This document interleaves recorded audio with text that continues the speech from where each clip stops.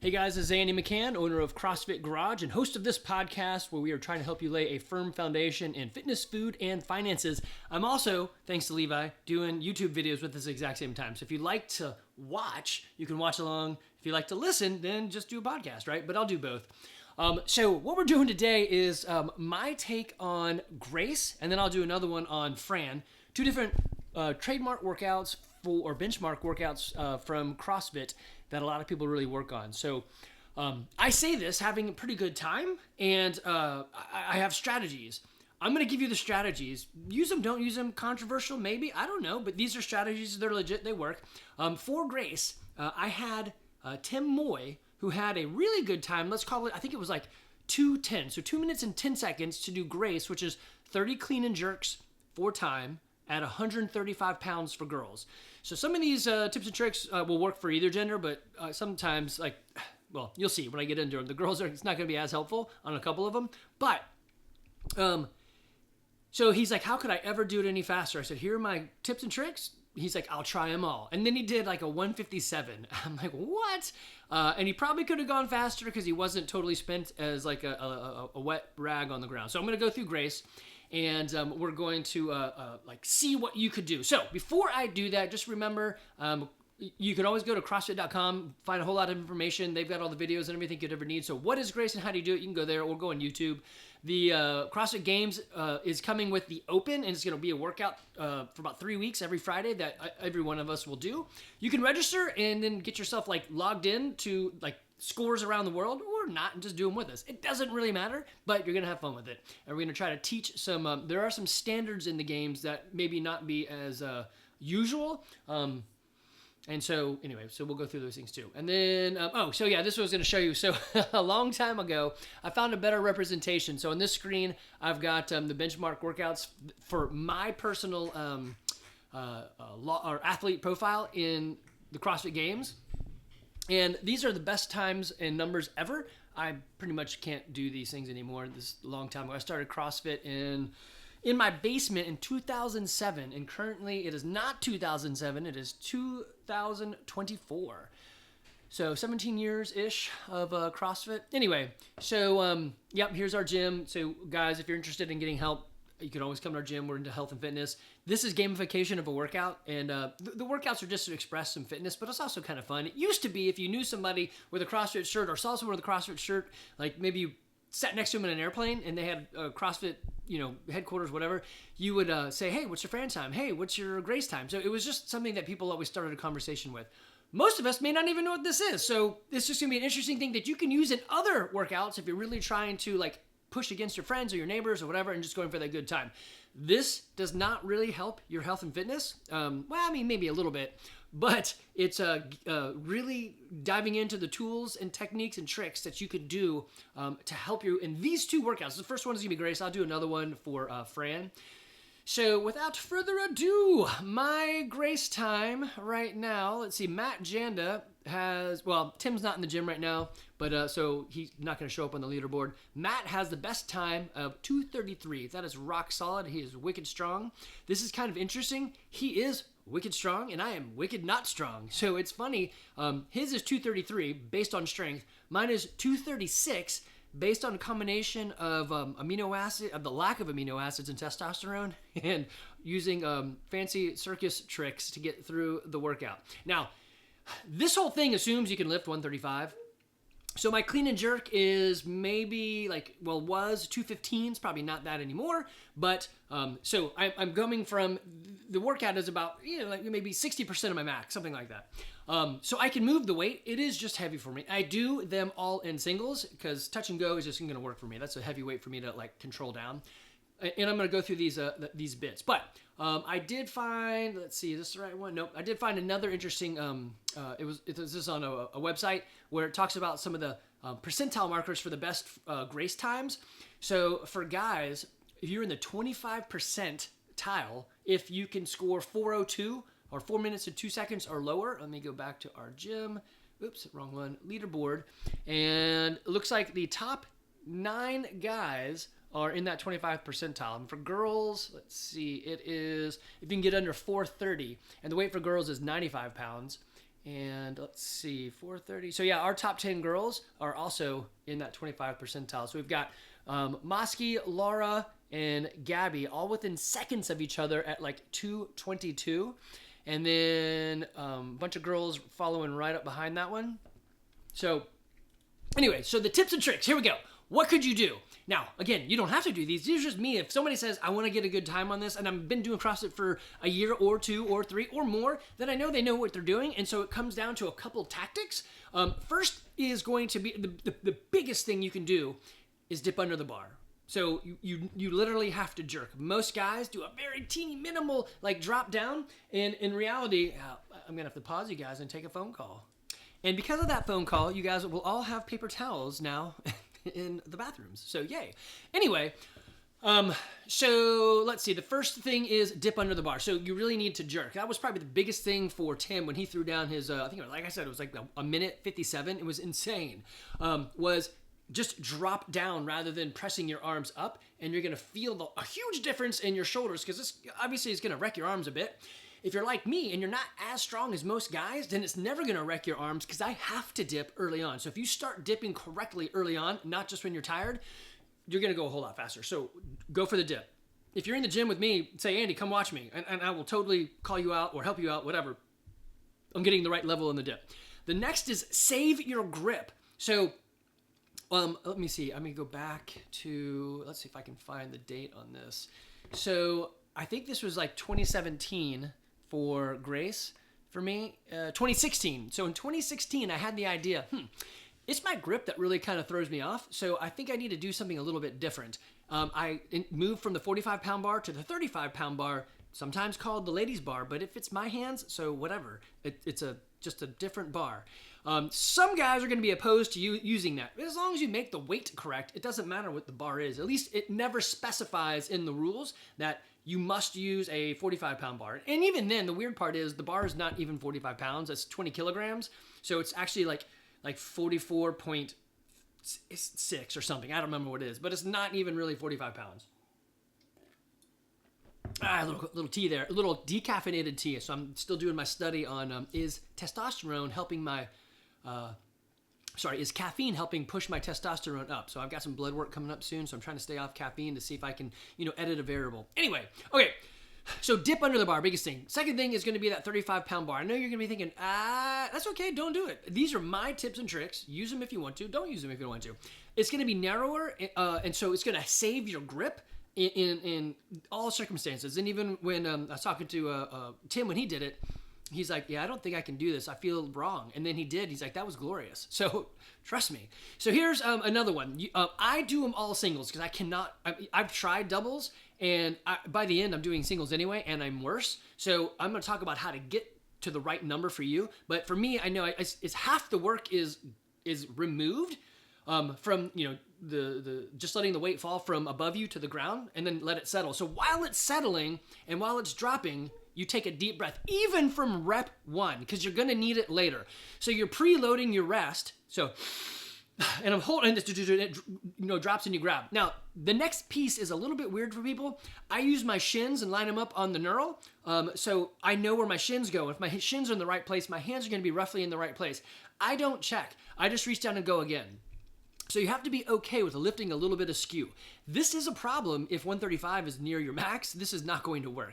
But if it's like I said, 60%, 70%, it's going to be totally fine. For some of the guys that do this, it's not even half their max. They can totally crush that, in which case they can probably hold on to the bar coming down and do them in doubles, which obviously would be faster.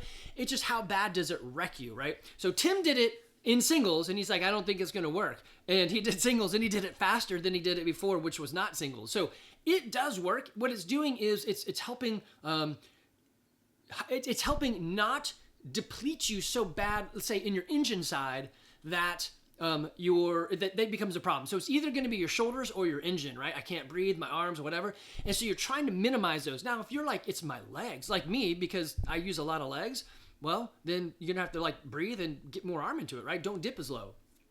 It's anything's fine. It's a clean in this case, which is anything, squat, power, muscle, whatever. But the most efficient one is to to jerk. Of course, you're going to dip down on the clean, but well, not of course, you should, but it's a jerk. So you could do a press or a push press, but the most advantageous way to do it is going to be push jerk while you're driving yourself down. Okay, be okay lifting a skew. Now here's the other one.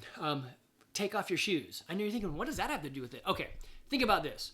If I put you on a 15-pound plate and said, hey, do this workout, you're going to be like, well, I'm actually off the ground more. Therefore, every time I grab it, it's a little further down and I got to lift it a little further up. That's exactly it. So if I take the box away, you get the analogy. Well, the box is way off the ground. I've got to go a lot further. It's a lot harder. I'm like, exactly. Your shoe probably has about an inch worth of sole in it, and you want to get rid of that inch. So that's an inch going up, then an inch going down, right? So that's going to be 2 inches of work over 30, so 60 inches of extra work. So take that away. 60 inches is, what is that, 5 feet? So you're doing 5 feet of extra work. So me, I'm only 5'8", so I'm almost lifting it an entire one more time just because of that. Again, you may think, dude, that's cheating. It's literally not cheating. It's not in the rules. You must do grace with your shoes on. But again, I'm giving you hacks to this. Should you try for a wicked fast grace time? I mean, yeah, why wouldn't you? But no, not for health and fitness. I mean, it doesn't really matter. What you really want to do is keep moving that engine and growing it. And like you see here, right here, for guys, 402 is a great time. You're in the 25th percentile, not in the world, but it's not of every human. Most humans can't do this at all, right? So it's the 25th percentile of CrossFitting humans, which, come on, CrossFitting humans are going to be way harder to kill and better at life than, in the movement side. It could be, I guess you still could be a jerk. But this is great. This is a great movement. So they're saying the mean for us is going to be, well, I guess that doesn't really matter. You get into the 75th percentile at 216. So that's huge, right? And for ladies, it's 430, and then 75th percentile is 251. Anyway, this is what I would do in order to get some of those numbers. The next thing I'm going to do is I'm going to chalk my hands once and then never go back to chalk. If your grip is the issue, go to the 35-pound bar. That's what for me, that's what it's there for. I have kind of smaller hands. We're going to do the same thing, but it's a common thing. I actually only use the 35-pound bar at the gym, and it's been a game changer for my little grip. Now, Levi does do a lot of hypertrophy work, and he's only 17. He's my son, and we had a grip off. I don't know. We were shaking hands, and he's like, "Let's do it." And I'm like, "All right." So we were squeezing, and he's like, "Hey, that's not actually too bad for an old man." I'm like, "Thank you." So my grip is pretty good comparable to a 17-year-old boy who's doing all of these power lifts. And by all rights, should be stronger than me, right? In raw lift strength, he's stronger than me for sure. But I'm still that junkyard dog. So when it comes time to fight, he knows he's got to worry about my finger going into all sorts of bad places, mostly like rib cages and tickle spots. But yeah. Anyway. So pre-chalk, get your chalk on, and then never go back to chalk. Chalking is a trap. It's just going to make you rest. Stop resting. Figure it out. So here's what I would do. I would do grace. The first time, I would just do it with an easy pace. I'm going to lift and drop. As it bounces and settles, take a deep breath. I'm going to grab the bar, lift and drop. This is going to give you a great baseline. Weirdly, it's going to go pretty fast. Then I would do it later on, I don't know, like a week, 2 weeks later, whatever, with sets of 5. Can you maintain this? And when you drop the bar and it bounces, great. Look at the time. How long did it take you to do 5? You should not be resting more than that, okay? So I would probably take 2 or 3 deep breaths and then grab the bar and go again. You're going to rest a little bit more because it's taxing doing 5 in a row, and you need to make sure you're breathing. So as the bar is going up, you're holding it. When you're bringing it back down, you're taking in a big breath. So I think the hardest part about doing the unbroken sets is that you're not remembering to breathe fully, and you have to. I mean, I guess anybody can hold their breath. Well, maybe not for 2 minutes. If you really, that's a long time. I guess people can hold their breath for 2 minutes, but I don't know. I don't think I can. But you can definitely hold your breath for 30 seconds, which is what it takes to do 5 lifts. No bueno. That's really bad for you. Do not do that. You want to be breathing. So the next thing I would do is after you do it by 5, is then I would do by 3, and then I would do by 2. And I'd make notes like, hey, I made it by 5s the whole way through. Well, then I would go by 7s and see if you can do that, right? Or whatever the number would be after that. Not 10, that'd be too big of a jump. Maybe 8s or 7, somewhere in there. Or work it out. My favorite way to do these things is it's 30 lifts. So you do something like 10, 9, 8, or whatever. I don't think that works out. I think maybe you start at 7 and work your way down. But you probably don't want to go by 1. Anyway, a descending rep scale is great. And you can try that one out too. What you're trying to find is, what's the piece on me that burns out? Is it my lungs? Okay, that's one problem. Is it my shoulders? That's another problem. Usually the shoulders isn't solved by, well, I must be stronger. It's solved by dipping under the bar. A lot of times it's the clean that gets us because we're driving up and we're already pulling. So if you're doing that thing where you pull your arms early when you're doing a clean, yeah, you're going to mess your arms up sooner. So relax your arms. Let your legs and your butt and your core do that work to get the bar up, and then re-dip and drive and dip again, right? That's going to save it. So what you're looking for is, if I do singles, there's a baseline. If I did 5s, where am I at? And did I fall apart? If you fell apart, then you need to move to 3s. If you can do 3, great. Use these tips and tactics and try 3 and see what happens, right? If by the end of 3, you're like, well, I did 3, but then I fell off. That's okay if the time is better. If the time is worse, then you get my point here. A lot of times what happens is people are like, I could do 5, and then they rest way more than they should. So it's that in Cars, Lightning McQueen, you know, they're like, hey, you got to turn left to go right. And he's like, what does that mean? You need to do something that doesn't seem like it makes sense. Or like in the military, right? Whether it's smooth is slow and slow is fast, or slow is smooth and smooth is fast, or something like that. The idea is I'm doing it correct with intention. Even though I'm going a tiny bit slower, I'm being smart. It's like when we do these orienteering races or these adventure races. I don't have to be fast to the target. I need to be direct to the target. So I take a little bit more time, orient myself a little bit better, and then move through the terrain in a way that benefits me, right? Well, compass-wise, as well as, you know, ups and downs.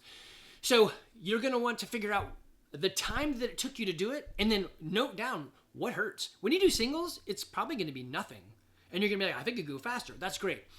This is what I would do at the very end. Once you figure it out, say, okay, knowing that I can do 5s, knowing that I could do 3s or some set, if I did it in sets of 1 and I just really didn't take any break, if I went to the bar, as soon as it was like, it hits and settles, and there are different weights at our gym. Some of them bounce more than others, so pick the ones that are, I think they're more like a solid black. Pick those because when they hit, they don't bounce. And so it settles quicker. If you go and lift right away, yeah, maybe you've removed a second worth of work, or because, you know, the bar's dropping, you're trying to get the bar, but you're also removing that work. So can you go faster by letting it bounce? So it's dropping, gravity's doing the work, it's going to do it anyway, and you're gripping and going right away. The answer to the question is yes. I've seen it multiple times over. Now, there are guys out there that can legitimately do this in unbroken at 135. Yeah, that's a freak of nature, and we don't have that in our gym, and I don't know those people, and those people don't listen to this podcast, so this isn't for them. Here's all I'm trying to say. You can get a better grace time using some tips, tricks, hacks, whatever. Is it worth it? It's good for bragging. It's not going to really drive necessarily your fitness forward. I tell you what does drive your fitness forward. Understanding how your body works in this movement. So I'd love to show you it on a video, but I realize every time I actually play a video, they copyright my stuff, and so it's not mine anymore, so I can't show you what... I guess if I found a video of me doing it, could I copyright my own stuff? I don't know. But you want to understand your body. Is it my shoulders? Most guys, it's your shoulders. Most girls, it's going to be your lungs, because you guys dip like me. I'm just not that strong as a guy, and so I always dip under it. If it's your lungs, then what are you doing and where does it fall off? If I can do sets of 5 for about 15 and then I'm destroyed, yeah, you've blown it. Then you're not going to make it through it. So I'm going to do this exact same thing for Fran, and then I'll post it, I don't know, come later on. But tell you my tips and tricks. And I do have good numbers. So I'm not saying this as in like, well, I think this could possibly work. I've now got up our leaderboard from the gym. And granted, this is only people that are currently at the gym, but we're normal humans. I call us David desk jockeys and Holly house moms. And it could be Deborah desk jockeys and Henry house dad, whatever, David house dads. I don't know there. But anyway, I didn't really mind. We're just normal people trying to be healthy and fit in life. Our motto is we're happy, humble, helpful people who want to be healthy and fit now as well as in our 90s. That's us. But I speak from a place of if I got good numbers. So my Fran time is 2:33. Can I do that now? I don't think so. But I do believe that I could do a sub 5-minute Fran anytime you wanted me to, which is pretty dang good. My Diane time is, that's not very good. I'm not good at this one with the heavy one. It's 6:30. My Grace time is 2:36, pretty good. My Jackie time kicks butt. It's a lightweight. It's rowing, pull-ups, and thrusters and pull-ups. All Unbroken is a 5:56 is my best time ever. And then Helen is a workout I love. I think this one, if you added in some heavy clean and jerks, would be, or maybe just cleans, would be the best workout in the world. But my Helen time in 2015, I don't know if I could catch that now, was 8:08. So I've got some pretty good times, and there's other ones on here we could go through, but actually this is a good one. So Cindy, my best score ever is that's going to be for 20 minutes. You do it's 5 pull-ups, 10 push-ups, and 15 squats. The idea is, can I do more than one or a whole round of that in a minute? So I was able at one point back in 2018, I did 21 and 13. So I was over. Oh wait, no. Yeah, that does give you one. Yeah. I think my best ever is before we had Wi-Fi is higher than that. But anyway, my point in saying this is I kind of know what I'm talking about. I definitely can tell you where my weakness is. Like in Jumanji, strength is my weakness. And it's okay. I can overcome that by being a little bit better in the movements that I do. The other thing is I know that simply showing up day after day is going to get me health in the long run. And my sticky goal, why I do this thing, is I want to be healthy and fit enough to coach my kids' kids. What does that mean? Well, I probably need to look a bit like I look now. I need to have my brain. I need to have coordination. I need to be able to move. I want to make it to 76, which is the mean age lifespan for a human. I want to make it there. And I want to make it on beyond. And I don't want tripping to take me out of the race because I tripped and broke my hip and now I'm done for. And that's what happens a lot. Or some stupid cold or whatever to take me down. I want to be, as Nick Leber says, harder to kill. And as somebody else said, easier to love. I don't know. I'm working on that part. Anyway, we're here to help you, whether in our gym right now. If you're in the gym and you're like, Andy, help me, I would totally help you. Just text me. We'll take 30 minutes after a workout and we will work on these skills. Or come to the special sessions. When I coach on Saturday, I usually add in another hour to do whatever you want to do. So it's personal training-ish, or maybe group training, small group training with Andy, and I give you everything I've got. All right, guys, hopefully this helps. It's a little bit different, but I find it fun to really drill down into some of these workouts and noodle out, how do I beat some people? Which has been fun even later on at 50. I can see when a workout starts, while they're stronger, they're fitter, they're sexier, the guys got more hair, more beard, and whatever. They're better in every way.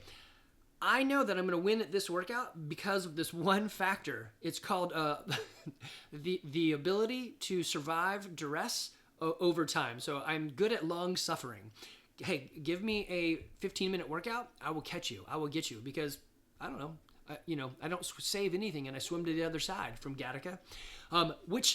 How does that come out in fitness? I have no idea. Does it help? No, it's just fun to know that I can catch up. Not all the time, but sometimes. If it's a heavy lift, I'm out of the game. If you put 155 pounds above my head, then I'm going to have to bail out. But it's fun to have a fun competition with your friends around you and say, hey, Joe, Nick, whatever, right? Let's do this thing. They're like, yeah, let's throw it down. Aaron does that a lot. He'll look at me and we'll just nod and we'll let's do it.